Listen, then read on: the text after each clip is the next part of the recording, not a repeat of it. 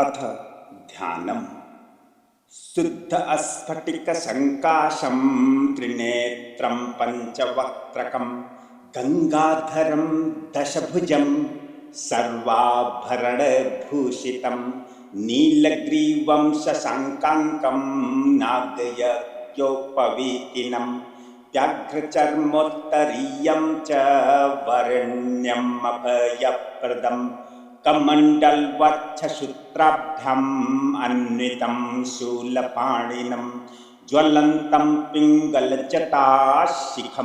उद्योतकारणम् अमृतेनाप्लुतं हृष्टम् उमादेहार्धधारिणं दिव्यसिंहासनासीनं दिव्यभोगसमन्वितं दिग्देवतासमायुक्तं सुरासुरनमस्कृतं नित्यं च शाश्वतं शुद्धं ध्रुवम् अक्षरम् अव्ययं सर्वव्यापिनमीशानम् एवं वै विश्वरूपिणं गौरीं चतुर्भुजां चण्डीं त्रिनेत्रां मुकुटोज्ज्वलं पद्मदर्पणहस्तं च वरदाभयहस्तकं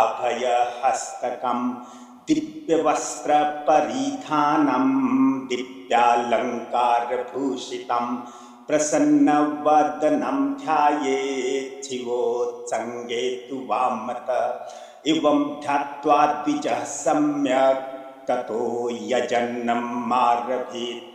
ॐ नमो अस्तु भगवन् विश्वेश्वराय महादेवाय त्र्यम्बकाय त्रिपुरुषाय त्रिपुरन्तकाय त्रिकाग्निकालाय कालाग्निरुद्राय नीलकण्ठाय सर्वेश्वराय सदाशिवाय श्रीमहादेवाय नमः।